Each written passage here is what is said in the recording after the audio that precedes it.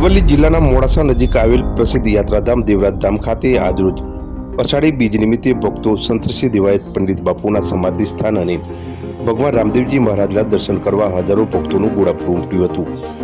ભક્તોએ ભગવાનના દર્શન અને સંત શ્રી ધનેશ્વર ગિરી બાપુ અને મહેશગીરી બાપુના આશીર્વાદ મેળવી ભજન ભોજન અને ભંડારાનો લાવો લઈ ધન્યતા અનુભવી હતી।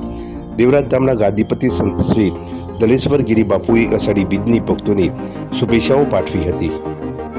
जय अलगधणी सत देवाय ओम नमो नारायण जय गुरु महाराज।